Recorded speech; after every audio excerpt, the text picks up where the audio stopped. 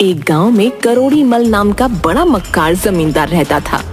आज सुबह सुबह जब वो अपने खेतों में कुर्सी बिछाए बैठा था कि गांव का एक किसान दीनू उसके पास आकर हाथ जोड़कर खड़ा हो गया।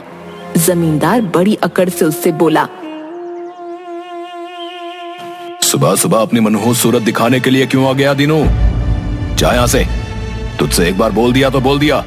मैं बहुत गरीब आदमी हूँ करोड़ी मल साहब, ये छोटी सी जमीन ही मेरा सहारा है, उसे भी आप ले लोगे तो मैं खत्म ही हो जाऊंगा। तू खत्म हो जाए या मर जाए, मुझे इससे कोई फर्क नहीं पड़ता। पैसे लेते वक्त नहीं सोचा था तूने?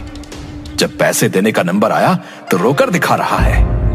मैंने तो आपसे बहुत थोड़ी रकम ली थी जमींदार साहब, मुझे क्या पता था कि आप उस छोटी सी रकम में इतना भारी ब्याज लगाकर मुझसे मेरी पूरी जमीन ही छीन लेंगे।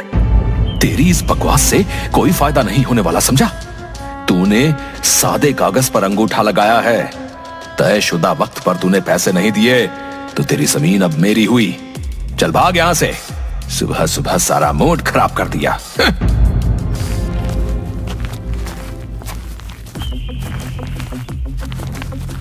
करोड़ी मल गुस्से में घर आ गया। घर आकर उसकी बीवी ने उसे पनीर और दही मंगवाने का फरमान सुना दिया। करोड़ी मल के घर में एक नौकर था जो बड़ा ही बेवकूफ था। उसकी बेवकूफी की वजह से जमींदार करोड़ी मल उसे भोंदू कहकर बुलाता था। करोड़ी मल चीख चीख कर भोंदू को आवाज लगाने लगा। भोंदू, अरे भोंदू, अरे अब कहां मर गया तू? चीख चीख के मेरा हलक सूख गया, लेकिन तेरे कान है या कोई चूहे का बिल जो मेरी आवाज तो सुन नहीं पा रहा? जमींदार की बात सुनकर भोंदू दौड़ता हुआ आया। जी मालिक, मैं यही तो था। अबे यहाँ के बच्चे कहाँ था है? मैं तुझे कितनी देर से आवाज लगा रहा हूँ। अगर इससे ज्यादा तेज आवाज लगाता तो शायद मेरी आवाज ही चली जाती।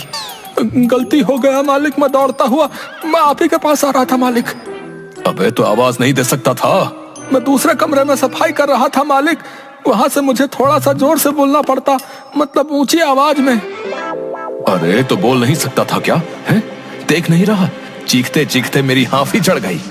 मालिक, आप ही ने तो मुझसे कहा था कि आपको ऊंची आवाज पसंद नहीं, तो आप ही बताइए मैं ऊंची आवाज में आपको कैसे आवाज लगा सकता था? हे भगवान, इसका मैं क्या करूं? तुझसे और ज्यादा बात करूंगा तो मैं पागल हो जाऊंगा। बेवकूफ, बात को समझा कर। मैंने उस वक्त तुझसे कहा था कि मुझे ऊंची आवाज पसंद नहीं। उस वक्त मेरा कहने का मतलब और था।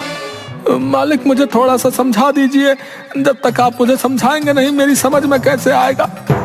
कहीं ऐसा ना हो तुझे समझाते समझाते किसी दिन मैं ही सब कुछ भूल जाऊं। इतना बोलकर जमींदार ने अपनी जेब से 50-50 के 2 नोट निकालकर भोंदू को देकर कहा, अच्छा ये ले 100, 50 रुपए का दही लेकर और 50 रुपए का पनीर लेकर आ। तेरी छोटी मालकिन ने बोला है कि ताजा पनीर और ताजा दही ही लेकर आना। भोंदू 100 रुपये लेकर बाजार की ओर निकल गया।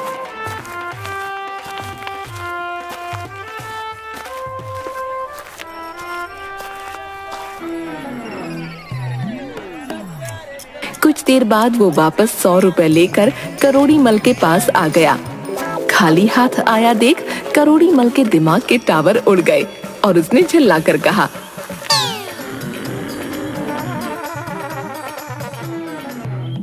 क्या हुआ? खाली हाथ क्यों आया है? पनीर और दही क्यों नहीं लाया? मालिक, दुकान पर ये सामान लेने गया था, लेकिन ये पूछना तो मैं आपसे भूल ही गया कि कौन से 50 का दही लेकर आना है और कौन से 50 का पनीर लेकर आना है। भोंदू की बात सुनकर जमींदार करोड़ी मल अपना सर पीटने लगा और चीखता हुआ बोला, अबे बेवकूफ, किसी भी 50 का पनीर ले आता और किसी भी 50 का दही। थे तो 100 रुपए ही। पता नहीं कौन सा मनहूस दिन था जब तू मेरे घर आया था। अगर तू मेरी बीवी के दहेज में नहीं आता ना तो तुझे धक्के देकर मैं अपने घर से बाहर निकाल देता। करोड़ी मल के चीखने पर उसकी पत्नी मंजूरी वहां आ गई। मंजूरी एक अमीर घराने की औरत थी। अजी क्या हुआ? क्यों सुबह सुबह इस बेचारे पर चिल्ला रहे हो? इसलिए इसको 50-50 के 2 नोट दिए थे दही और पनीर लाने के लिए। खाली हाथ लौटकर बोल रहा है कि किस नोट का दही लाऊं और किस नोट का पनीर। अरे तो बेचारे को बता देते ना, आपको पता है ना कितना भोला है ये। क्या? अच्छा वो सब छोड़ो, ये बताओ कि मेरी तिजोरी से पैसे तुमने निकाले थे? मैं कोई चोर खानदान की लगती हूँ? तो फिर ये नया हार कहाँ से लाई? ये तो मेरी बुआ जी ने दिया है। तुम्हारी तो बुआ जी खुद हर महीने मुझसे पैसे मांग कर ले जाती हैं। उस भिखारन के पास पैसे कहाँ से आए? करोड़ी मल की बात सुनकर मंजरी आग बबूला हो गई। अपनी हद में रहो जी, मैं अपनी बुआ के बारे में एक शब्द नहीं सुन सकती। ये क्यों नहीं कहती कि तुम रोज रोज मेरी तिजोरी में से पैसे निकालती हो? मैं तुम्हारी तिजोरी से पैसे क्यों निकालूंगी? अगर तुम्हें मेरी बात का यकीन नहीं आता तो तुम भोंदू से पूछ लो। मंजूरी की बात सुनकर करोड़ी मल ने गुस्से से भोंदू की ओर देखकर कहा, तुझे सब पता है, तू अपनी छोटी मालकिन के साथ हमेशा रहता है। क्या ये पैसे निकालती है या नहीं? मुझे सच बता। मैं क्या बताऊं मालिक, सच बोलूंगा तो मैं भी फंस जाऊंगा, झूठ बोलूंगा तो भी फंस जाऊंगा। भोंदू की बात सुनकर करोड़ी मल सोच में पड़ गया। झूठ बोलेगा तो फंस जाएगा, सच बोलेगा तो भी फंस जाएगा। आखिर कहना क्या चाहता है रे तू? छोटी मालकिन ने कहा था कि पैसों के बारे में मालिक कोई सवाल करें तो झूठ बोल देना। आप कह रहे हैं कि सच सच बता। मैं तो फंस गया हूँ, मैं क्या करूँ बताइए? जमींदार मुस्कुराता हुआ बोला, मेरे प्यारे भोंदू, देख, हमेशा मेरे सामने हमेशा सच बोलना, ठीक है? समझा कि नहीं? आपकी बात बिल्कुल समझ गया। अगर आप हमारे सामने हो तब हमेशा सच ही बोलना चाहिए। हाँ, अब तू समझा। अगर तू मालिक के सामने ही झूठ बोलेगा तो तू भोंदू बेवकूफ नौकर तो कहलाता ही है, फिर झूठा नौकर भी कहलाएगा। कोई काम पर नहीं रखेगा तुझे। झूठे नौकर को सब धक्के देकर बाहर निकाल देते हैं, समझा? इसलिए कभी भी अपनी मालकिन को मेरी तिजोरी से पैसे निकालते देखना तो हमेशा मुझे सच बताना, क्योंकि आजकल तेरी मालकिन बहुत पैसे निकाल रही है। चिंता मत कीजिए मालिक, जब आप मेरे सामने हो तो मैं हमेशा सच ही बोलूंगा। छोटी मालकिन ने पैसे निकाले थे। भोंदू की बात सुनकर जमींदार खुश हो गया और मंजूरी की ओर देखकर गुस्से से बोला, मैं जानता था मेरी तिजोरी से पैसे तुम ही निकालती हो। मगर करोड़ी मल की बात सुनकर मंजूरी उल्टी हावी होकर बोली, निकालती हूँ तो कोई जुर्म नहीं करती हूँ। पति और पत्नी का भी कुछ अलग अलग नहीं होता। तभी जमींदार करोड़ी मल के मोबाइल की घंटी बजने लगी। फोन पर कुछ बातचीत करने के बाद उसके चेहरे का गुस्सा खुशी में बदल गया। फोन रखने के बाद वो अपनी पत्नी से बोला, मंजूरी, ध्यान से सुनो। शहर से कुछ लोग जमीन खरीदने के लिए आ रहे हैं। वो अपने गांव से कुछ दूर शहर के डीजीपी के रिश्तेदार हैं और साथ में डीजीपी साहब भी आएंगे। ये तो खुशी की बात है। उस जमीन का सौदा तो आपने लाखों रुपए में किया है। हाँ मंजूरी, अगर वो जमीन बिक गई तो फिर हम लोग शहर में एक बहुत अच्छी कोठी बनवाएंगे। लेकिन कहीं उन्हें ये तो नहीं पता कि वो जमीन आपने बेचारे असहाय गरीबों से झूठ बोलकर और धोखा देकर छीनी है। उन गरीब लोगों को आपने बहुत कम पैसे देकर और भारी ब्याज वसूल करके वो जमीन हड़पी है। अपनी पत्नी की बात सुनकर जमींदार सिर पीटते हुए बोला, बेवकूफ औरत, तुझे कितनी बार बताया है, दीवारों के भी कान होते हैं। सुनो, तुम्हें उनके लिए अच्छे से नाश्ते पानी का इंतजाम करना है। कुछ ही देर में वो आते होंगे।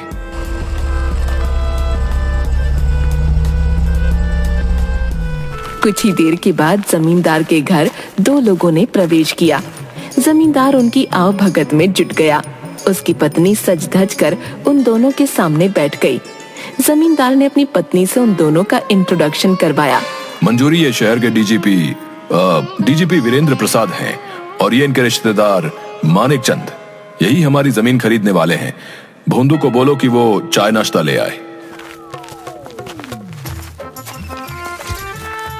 कुछ ही देर में भोंदू चाय और नाश्ता लेकर वहां पर आ गया। डीजीपी ने करोड़ी मल को देखकर कहा, तुम्हारा नौकर तो बड़ा सीधा साधा मालूम पड़ता है, क्या नाम है इसका?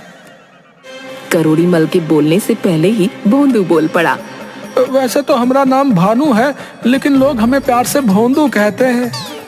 भोंदू की बात सुनकर दोनों हंसने लगे। मानिक चंद ने गंभीर होकर करोड़ी मल से कहा, करोड़ी मल जी, मैं आपकी जमीन पर एक बहुत बड़ी शुगर फैक्ट्री खोलना चाहता हूँ। सोचता हूँ शुगर फैक्ट्री बनने के बाद इस गांव के बहुत से लोगों को काम भी मिल जाएगा। मानिक चंद की बात पर डीजीपी वीरेंद्र प्रसाद बोले, एक बार फिर से सोच लो मानिक चंद। मैं बहुत सोच विचार के बाद ही इस नतीजे पर पहुंचा हूं कि मुझे इस जमीन को खरीदना चाहिए। मानिक चंद, तुम शहर में पले बढ़े हो और मैं गांव की मिट्टी में पला बढ़ा हूं, इसलिए मैं उपजाऊ जमीन की अहमियत जानता हूं। एक किसान के लिए उसका सब कुछ जमीन ही होती है, जिसमें वो मेहनत करके खेती करता है। उसे तुम चाहे जितना भी धन दे दो, लेकिन वो हमेशा अपनी उपजाऊ जमीन को ही प्यार करेगा। मैं आपकी बात का मतलब नहीं समझ पाया। आप तो स्वयं मेरे साथ इस जमीन को खरीदने के लिए आए थे। मैं एक पुलिस वाला हूं। यहां आने से पहले मैंने जब उस जमीन के बारे में छानबीन की तो मुझे पता लगा कि उस जमीन में कुछ गड़बड़ घोटाला है। डीजीपी की बात सुनकर जमींदार करोड़ी मल का चेहरा उतर गया। वो हक्का बक्का अपनी पत्नी की ओर देखने लगा और इस बात को डीजीपी भली भांति समझ रहे थे। उन्होंने करोड़ी मल की ओर देखकर कहा, करोड़ी मल साहब, मैं एक पुलिस वाला हूं। हर बात पर शक करने की मेरी आदत है। यहां आने से पहले तुम्हारे बारे में जितने भी लोगों से मैंने पूछताछ की, उन सब ने बताया कि तुम अच्छे इंसान नहीं हो। अब ये कैसी बातें कर रहे हैं आप? मैं इस गांव का बहुत ही शरीफ और इज्जतदार आदमी हूं और मैं दावे के साथ कहता हूं कि ये जमीन मेरी है। मेरे पास इसके पूरे पक्के कागजात हैं और रहा सवाल गांव के लोगों का, वो सब मुझसे जलते हैं। अगर आपको यकीन ना आए तो आप मेरे नौकर से पूछ सकते हैं। ये भी गांव का है, देखिए कितना भोला है। ये तो आपसे झूठ नहीं बोलेगा ना? डीजीपी ने भोंदू की ओर देखकर कहा, क्या कहते हो भोंदू? क्या तुम्हारे मालिक सच बोल रहे हैं? भोंदू वास्तव में एक बेवकूफ किस्म का ही आदमी था। उसके दिमाग में ये बात घर कर गई कि मालिक के सामने उसे हमेशा सच ही बोलना चाहिए। भोंदू ने सीना चौड़ा करके कहा, मेरे मालिक ने मुझे यह आदेश दिया है कि जब कभी भी वो मेरे सामने हो तो मुझे कभी भी झूठ नहीं बोलना चाहिए। हाँ, मैं आपको बताता हूँ जो कि मैंने अपनी छोटी मालकिन के मुंह से कुछ देर पहले सुना था। ये जमीन मेरे मालिक की नहीं है, बल्कि उन गरीब लोगों की है जिनको मेरे मालिक ने बहुत कम कर्जा देकर भारी ब्याज वसूल कर उनसे जबरदस्ती छीना है। वो असहाय लोग थे, वो कुछ नहीं कर सकते। भोंदू की बात सुनकर जमींदार करोड़ी मल ने अपना सिर पीट लिया और गुस्से से भोंदू की ओर देखकर बोले, अरे बेवकूफ, जानता भी है तू क्या बोल रहा है? आपने ही तो कहा था कि आपके सामने मुझे झूठ नहीं बोलना चाहिए और आप मुझे ही डांट रहे हो। जब मैंने छोटी मालकिन की चोरी की बात आपको बताई तब भी आपने मुझे डांटा। अरे आप लोग इस बेवकूफ नौकर की बातों पर विश्वास मत करिए, ये तो पागल है। क्या सेठ जी, अब मुझे पागल भी बोलना शुरू कर दिया? आप तो बोल रहे थे कि अगर मैं सच कहूंगा तो मुझे सब अच्छा बोलेंगे। अबे चुप कर बेवकूफ। भोंदू की बात सुनकर मानिक चंद गुस्से से उठकर खड़ा हो गया। करोड़ीमल साहब, मुझे नहीं पता था कि आप इतने गिरे हुए इंसान होंगे। मैं गरीबों की छीनी हुई जमीन पर कोई फैक्ट्री नहीं खोल सकता। जी तो चाहता है कि तुम्हें इसी वक्त गिरफ्तार करके सलाखों के अंदर डाल दूं, लेकिन कानून के हाथ मजबूर है, क्योंकि तुम्हारे पास जमीन के पक्के कागजात हैं। ये जानते हुए भी कि जमीन को तुमने उन बेचारे गरीब लोगों से छीना है। मैं कुछ नहीं कर सकता, बस इतना कह सकता हूँ कि शर्म करो और सुधर जाओ। इतना कहकर मानिक चंद और डीजीपी वहां से गुस्से से चले गए और जमींदार करोड़ी मल अपना सर पकड़कर बैठ गया। उसे अपने नौकर की बेवकूफी पर बहुत ज्यादा गुस्सा आया, लेकिन साथ ही साथ उसे एक सीख भी मिली कि दूसरों की जमीन हड़पने से सिवाय बेइज्जती के कुछ नहीं मिलता।